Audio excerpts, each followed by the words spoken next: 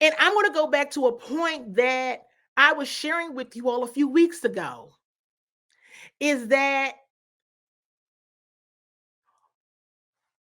maybe it's the message. Maybe there needs to be an understanding. And I know this is going to be like, well, what should motivate you? Well, hey, Jonathan Allen just told us last week, money isn't really a motivator. And for some people, it isn't. It really is not. But what is going to motivate you? What is going to make you, what needs to be said? How does it need to be structured? What? And really tap into that. Start to really get into the place of, hey, listen, you're fumbling the football, and I haven't seen you fumble a football in a few weeks. You didn't even do it. That's why we drafted you, right? Yes, I'm using Brian Robinson Jr. as an example in this moment, right? I can use Chris Rodriguez. I can use Logan Thomas. Sam Howell and De'Ami Brown missed each other a couple times yesterday. You can say, hey, you're missing these. What do we need to do to correct that? What do we need to do? How do we need to make this better? Is it a film process where it's a collective and then there's a position group watching film together, and then you're doing individual film sessions so that people understand exactly what you should have done better? Because, hey, listen, giving somebody a look or knowing that they're disappointed in themselves, that's all well and good. But is the message being told, don't do it again? Because at a certain point, you just got to say, hey, we're trying to win this football game, and you're preventing us from doing that. I need you to be the player we know that you are. Get out there and get going. No, you're not going to win every game. We're not asking everybody to win a Super Bowl every year, but at least look like you're trying. At least look like you're trying and care. Now, let me go back to this. I want to go back to another topic. And if you're still hanging in there, love button, fire emoji to let me know that you're still hanging in. Coaching from the Couch series, Washington Commanders update. CWall, that's me, live buoy television recording. And so let's talk about, now this is going to be a tough message. I'm just going to tell y'all, this is going to be a tough message, what I got to share. There's 30 years of issues that now it seems like everyone is expecting new ownership to take care of in 4 months. 30 years of strife and issues that everyone is anticipating the ownership to do something about right now, today. This is not going to happen, okay? Not today, not right now. Because first and foremost, we're in a short week. We're in a short week, so it's just too difficult to make those types of things happen in a short week. Who knows what the future may hold, the near future. When I say near future, I'm talking about Thursday, Friday, right? But what I will say is, let me remind you all that Denver Broncos head coach Sean Payton told it during Super Bowl week that the Commanders' new ownership group reached out to him wanting him to coach the Commanders. Okay? He's already with the Denver Broncos, but I want to remind you all of that because I think it's an important point to say, I don't think the new ownership group is unaware that they would like some changes to be made. They're not unaware. Sean Payton told it. He told it. Do y'all remember that? Drop in the chat, I remember, or drop in the chat, this is new news to me. They are aware, clearly. But they bought the team and the sale wasn't final until less than a week than training camp. So what are they supposed to do? Not only that, everyone, what change could be made now that would satisfy what needs to happen? Let's be for real. Let's be like, can we be real for a moment? Love button, fire emoji. If you just want to be real, I want to bring everybody to just, if there are other coaches that you would like to see lead the team, they're still coaching. If there are other players you would like to see playing for the team, they're still playing. Anybody you would want potentially would hopefully be playing or coaching at least through January, maybe even through the second weekend in February, right? The change now makes you feel better emotionally, right? It makes you feel better emotionally, but that's a hard thing. That's a tough thing, right? That's a tough thing because people that take care of their families and all that, it's not an easy conversation to have. It's a very difficult conversation in any industry, in any setting. But let's be very clear about something. Whomever you would even want, you can't interview them until after their season is over. So I want everybody to just relax. I said this in the title, right? Let's relax or not. But I want to help. I do. Because I really don't know what to say about this because I just said, hey, but let me go back to this point, and then I go back to the point of not knowing what to say at times. Who is going to replace? Because let's also be real about something. Everyone knew the offense was going to have challenges. But has the offense done enough to impress a new ownership group? I'm just asking that question and throwing it out there, right? Have they done enough to impress a new ownership group? That's just food for thought, okay? But anybody you would want, how you gonna, seriously, I'm being for real this time. Like, seriously, y'all, who they gonna hire? If you don't have somebody from within that you're confident about as the new ownership group, then you gotta just 30 years of strife is very difficult to fix in 4 months. And I do think it's unreasonable and unfair to want this new ownership group to do something now. Here's the reality. Everybody stuck around for the last 30 years. I'm being serious. The team is worth $6 billion. So somebody was buying it. Somebody was buying it. But here's the thing. I gave y'all some information and I saw in the chat, some people said this was new news to them. The ownership group, he told it. Sean Payton told it. So everybody concerned about this, that, and the third. No, that's not to be concerned about. I think people have spoken and things get out and that's been told. So, hey, at this point, just wait it out. Just wait it out. You cannot expect these people to change 30 years of problems in 4 months. And you can't expect them to change 30 years of problems in 4 months and it feel good. Again, it'll feel good emotionally, but business-wise, this stuff takes time. It really does.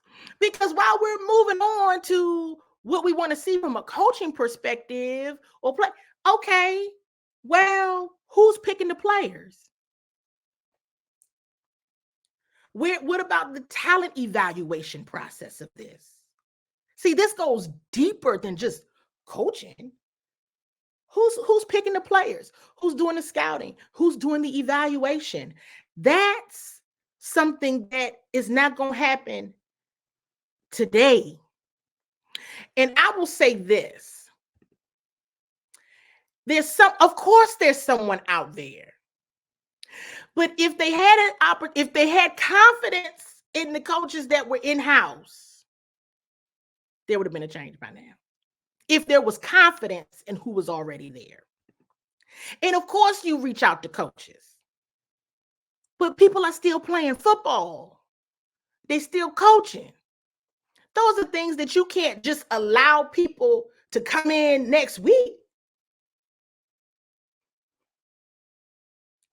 Even the Commanders had to wait till they made it official with Eric Bieniemy. They let Scott Turner go, yep, but then they had to wait. They had to wait. And so that's why I'm trying to remind everybody of these processes. It's not about whether a change is going to happen there. There's absolutely a change going to happen because Sean Payton told it. I'm just reporting out and sharing what Sean Payton had already told. Okay. So that's what I'm doing there. But I want everyone to be very clear on how the process works. Because wanting them to do something today is not going to happen today. That's just fact of the matter. Now, hey, there might be something that happens Friday or next week because it's longer, or maybe not. Right?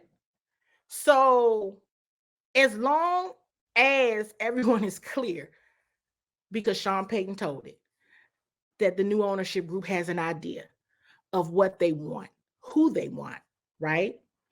I'm also going to give you this little tidbit of what I thought about. Because Sean Payton, he's not having the best season himself. Now, is he? And let's also go back to that. The Denver Broncos are a team that just was sold. They rebuilding. They're going through things. It looks kind of ugly with them too. So is everybody going to be prepared in the event you got to get or give a bit more time for even the potential new folks to get some things right? That's all I'm saying. That's all I'm saying. So take a look, a couple things regarding coaching. And because I started to really say, well, what kind of coach is Sean Payton? What would make someone say, okay, I want Sean Payton to be my coach? What are some attributes of Sean Payton that makes you say, and I'm going to go back to this one right here about the Broncos. I made the comment about the Broncos because the Commanders made them look pretty bad week 2. So if your team's so not good, would you want, if I just beat you, what I want you for? Shout out to Papa Waller. Can we get a Papa Waller shout out real quick? Because I remember when Coach Ron Rivera was hired, I'm just telling a story. It was the week after the Commanders beat the Panthers. My father said, I'm just being real honest here. Why would anybody want the coach that I just beat? Why would I want a coach that I just beat? That's how you got to think. I also want to say, and I appreciate this comment here. The thing about it is, who's the next winning coach? Because I can look at Sean Payton and I can say, okay, here's some attributes about Sean Payton that I think would be great, right? But who's the next one? Because see, here's another thing I think is happening across the league. And I saw many comments about Bill Belichick, for example. And there's a generational change happening here. So who's the next brilliant mind? It's no need to go through the household names at this point because there's a generational shift happening. Just being honest. So even if you were to get a household name, are they building their staff with individuals that understand where the game is right now, where it's headed, and the current generation, and how they think and how they operate and how they're motivated and how they communicate? Because here's a fact. Something is off in Washington when it comes to the product. Something is off. Whether it's the communication, whether what is something is off.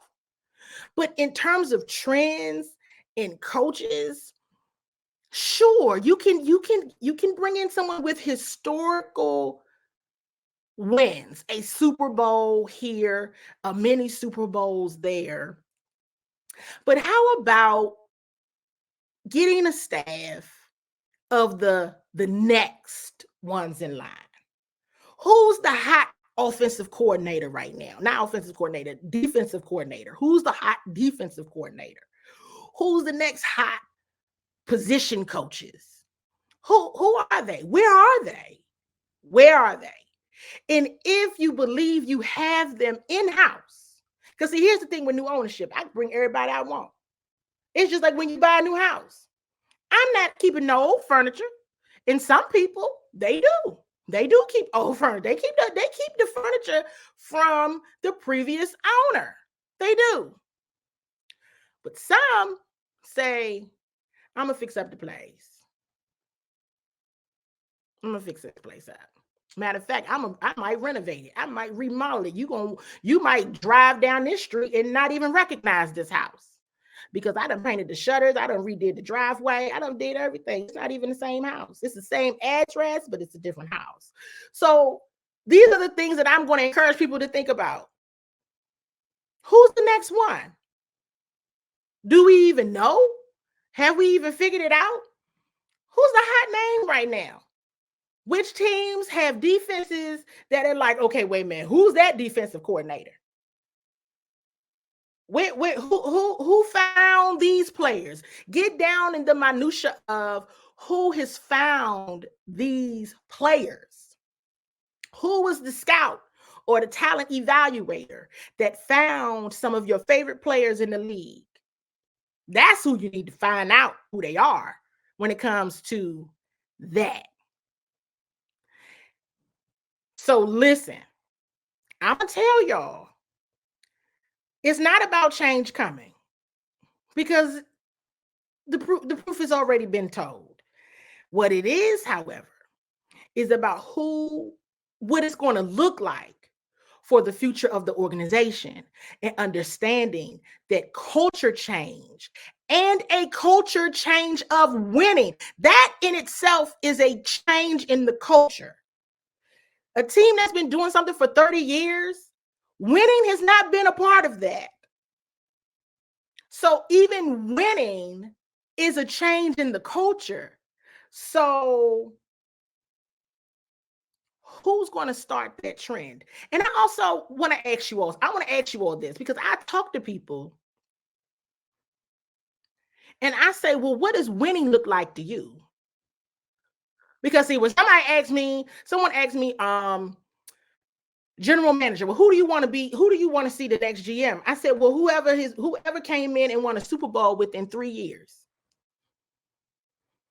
And then the person said, okay, well, Kansas City. Okay, well, yeah, Kansas City. They mentioned Pittsburgh. They mentioned San Francisco. They mentioned another team. And I'm like, okay, yeah. But it's been a long time since three, because they mentioned a third team. I can't remember who it is. It's been a long time since 3 out of those 4 teams won a Super Bowl. Truth be told, they have winning regular seasons, and they may have even won a conference championship here or there. But what does winning really look like? Because that'll help you make your decisions as well. Are you gunning for a Super Bowl championship off the break? Let's get it. Let's go right to the top. Or are you saying, I want to be a consistent division winner, playoff contender, because that could alter how you want to go about this too. I'm also going to say this. If no one says this is your North Star, meaning this is what I want you to do in this amount of time, or else you will be replaced. Well, how does anybody know what the measure is of winning? Because winning looks different. You can win a division, right? You could be a division winner. You could be a conference winner. You could be a Super Bowl winner. There's 3 different levels of winning. So if this is what you want, you need to go and find the model. And I love this comment here from DJ. It's teams out there that you can follow the model. Follow it. And it doesn't always be, it's not always the historical names. I think it's time for everyone, myself included, to really get smart on, well, who is out there? Who are the hot names? Who are the scouts and the talent evaluators that are drafting the top players in the league, the Pro Bowl players in the league? Because that's who's going around to their games. It's not the NFL coaches going to their games. It's the scouts and the talent evaluators. The GM goes as well. I need to know their characteristics. I need to know their attributes. I need to know what they're really good at and where they struggle. Because if I like the way that they think, then I can go and find others that are similar, if that's the trajectory I want to see my organization go on. But even with that, it might take a little bit of time. That was a bad game yesterday. That was an awful game.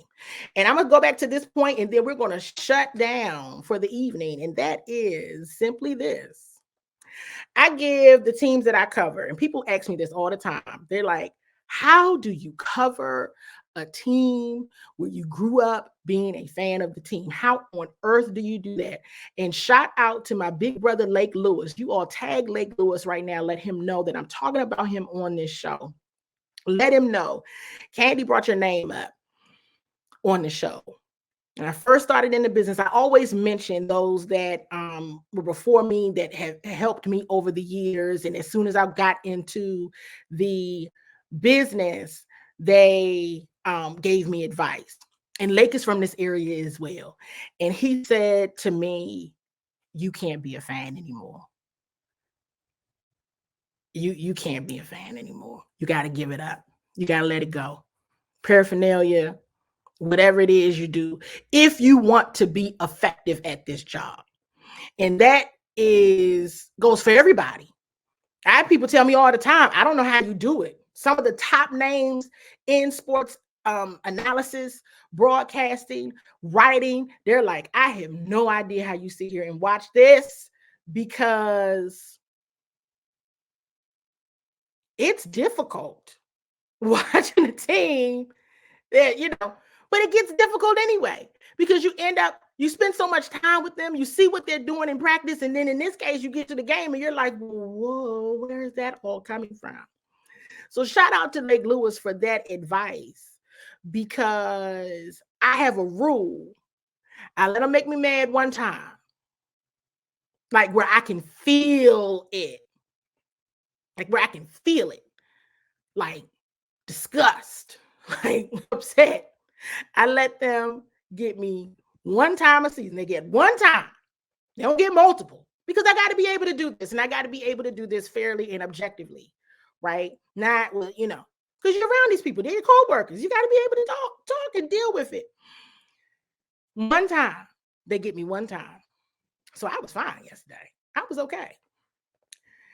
I'll let you all guess which game it was, because they've already used their strike with me. If they had not used the one game where I'm allowed to feel some type of way or get something, it would have gotten used yesterday. But I'll let you all guess which game it was, where I was like, because yes, it has happened this year. I see the question. from Al Williams that hasn't happened. Oh, it has already, they've already used it. So I see a couple of guesses coming in. I see, DJ said his was the Bears game. Nasdaq said, he's guessing Chicago. Al Williams thinks it was the Bears game. Everybody thinks it was the Bears game. It was not, because I had predicted a loss, unfortunately. I see Harmony here that said the Eagles. Nope, it wasn't that. Nope, it wasn't the Bills. They used my one. Candi is upset. The one strike with me, that I felt like I got to get my mind together. It was the first Giants game. I was because that was the game that I knew in that game that what I was watching, what we all thought we were going to see, what we had, based on just knowledge and being there all the time, I'm going to use my objective sense. And here's what I thought I was going to see this season. Then the other part of me, which was hoping that it would just be better this season. It was the first Giants game that I realized, no, it wasn't better. It wasn't going to be better. And here we are yet again. It was that game. And that was also the game that I said they may not win a division game this year. And that's troubling. So I felt like that was going to surprise you all, because you have to know how the thought process goes. You got to know what you're watching, and you got to accept some things, especially when you're looking at it objectively. Thursday, hey, everybody, enjoy your Thanksgiving. Do not let them upset you. Okay. Do not let them upset you.